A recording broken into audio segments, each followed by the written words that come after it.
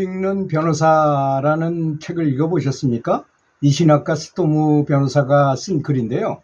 50년 동안 변호사 생활을 하면서 수많은 재판을 이렇게 하면서 느낀 거를 가만히 보니까 재판에 백날 이겨도 그 사람의 인생이 좋지 않더라는 것입니다. 남한테 해코지하는 마음을 가진 사람은.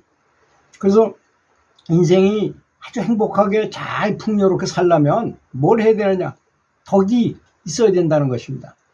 그 덕이 무엇입니까? 하고 물어봤어요.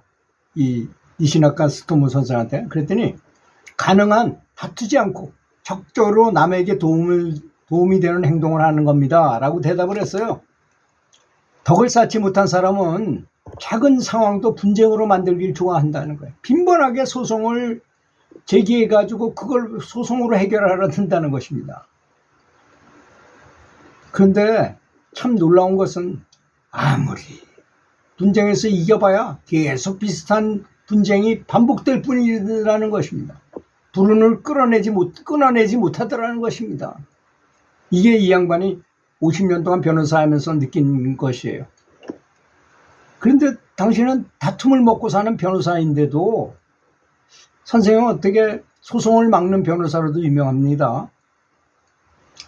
설사 승소해도 분쟁에서 좋을 것이 하나도 없다는 점이 변호사 생활 50년의 결론입니다.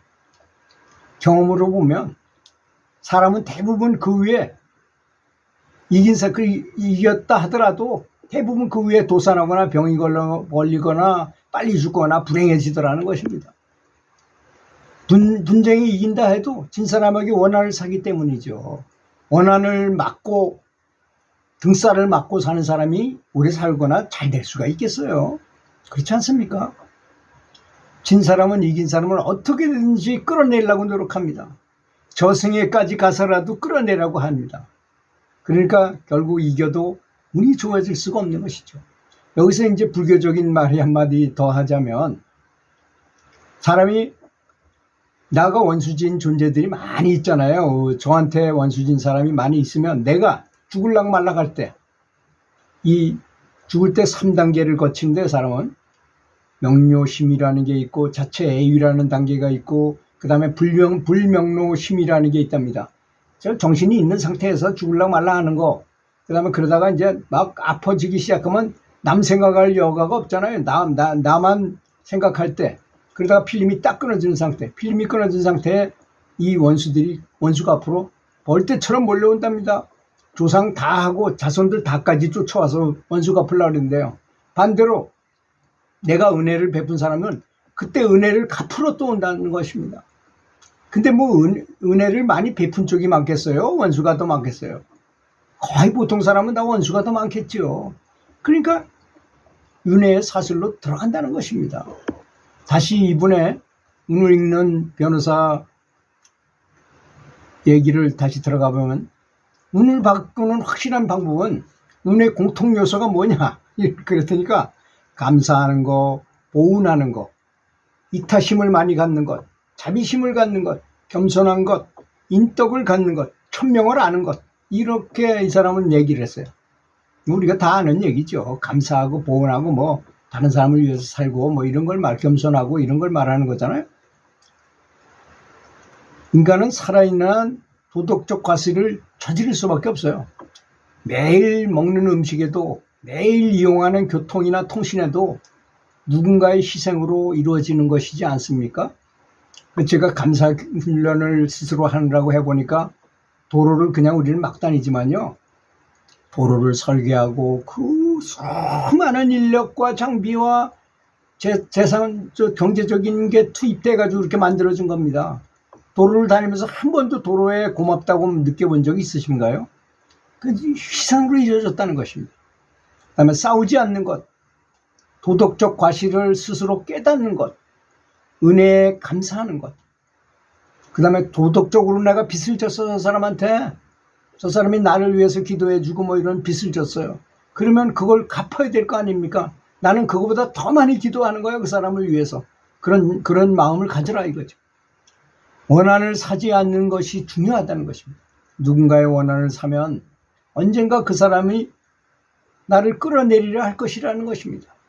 그래서 원한 사지 않는 일을 하는 것도 굉장히 중요합니다. 저는 어떤 사람이 저한테 뭐 이렇게 서운한 얘기를 한다거나 그러면 그 사람이 잊었을 때쯤 돼서 반드시 전화를 해가지고 그거는 내가 잘못했습니다. 오해를 푸시고 혹시 잘못 생각하셨다면 제가 잘못했으니까 용서해 주시기 바라겠습니다 하고 딱 부러지게 얘기를 합니다. 그러면 내 에고는 약간 손상이 가지만 그 사람하고 관계는 좋아져요. 내가 잘못했다는데 무슨 말이 할 말이 있겠어요. 그쪽에서도. 그렇게 해서 원한을 싹 깨끗이 하는 것이 수행하는데 아주 굉장히 바람직한 일이라고 저는 생각하거든요. 이렇게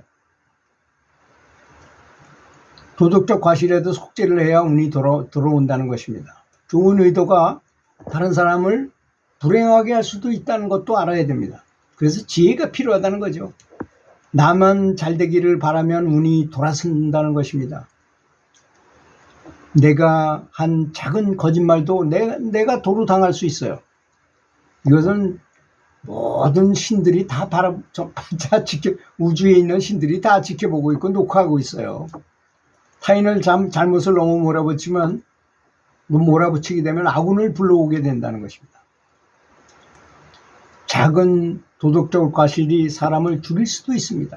그렇잖아요. 말 한마디 잘못한 것 때문에 거기에 상처받아서 이 사람이 자살할 수도 있는 거 아닙니까? 은혜를 잊지 않는 것. 이것이 사람의 운을 바꾸는 근간이 되는 것입니다. 불행은 남과 비교하는 데서 비롯되고 시작된다는 것입니다. 부모님을 부모님께 효도를 하면 운이 나를 돕게 된다는 것입니다. 천부적인 재능보다 훌륭한 성품이 더 귀하다는 것입니다. 제가 어제 유튜브에다 말을 했는데요. 감성지수 올리는 훈련법이라고 제가 올렸는데 그 조회수가 아주 낮더라고요. 저는 참 기대를 엄청나게 하고 그걸 굉장히 좋은 글이라고 생각했는데 불어 연불하신 분들의 특징을 제가 이렇게 유추를 보면 뭐 도덕심을 가져라, 자비심을 가져라, 감사하는 마음을 가져라, 이렇게 또 뭐 EQ를 키워라, 감성지수를 높여라, 이런 걸 말을 하면요, 도하고는 아무런 관계가 없는 것처럼 생각을 해요. 그게 더 중요함인데도 불구하고 여러분 한번 생각해 보세요. 연불해가지고 결국은 부처가 된다면, 부처님이 된다면 부처가 가장 많이 갖고 있는 마음이 자비심입니다. 자비심을 미리 키우면서 같이 연불하면 얼마나 빠르겠어요. 그러니까 자비심은 싹둑 잘라서 안 하고 연불만 해가지고 그냥 높은 경지만 올라가려고 그런다고 그게 될 것 같습니까? 언행일치가 안 되는데.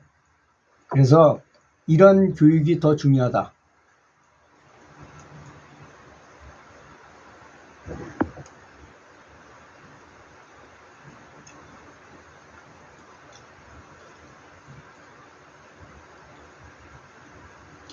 그래서 인덕과 운은 밀접한 관계를 갖고 있는데요. 유능하다는 말보다 믿을 수 있다는 말이 진짜 칭찬이고, 친절하고 정중하면 사업은 절로 번창한다고 그랬어요. 이 사람이 오랫동안 변호사 하면서 느낀 거죠. 100만큼 일하고 80만 바라면 120이 들어온답니다. 근데 득실만 너무 따지면 운이 달아나 버린다는 것입니다. 너무 계산적으로 살지 말라는 얘기죠. 어떤 스펙보다 인연이 더 귀한 프로필입니다. 유산 때문에 불행해지는 자식이 더 많다고 그랬습니다. 재산보다 덕을 넘겨줘야 한다는 것입니다. 자신만을 위해 돈을 쓰는 부자는 반드시 불행해집니다.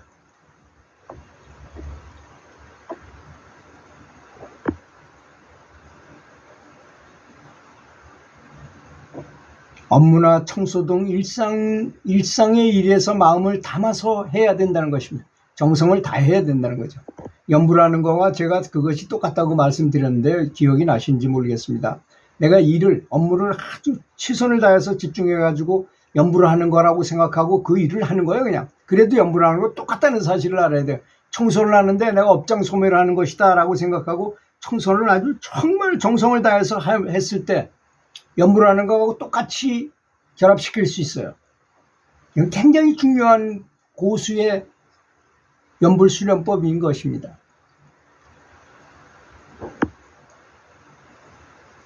그래서 그런 말이 있죠.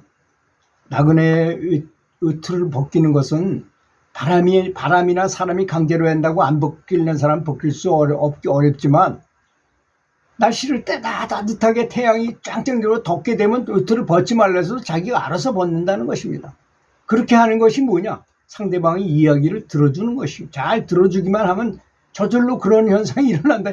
저절로 해결된다는 것입니다.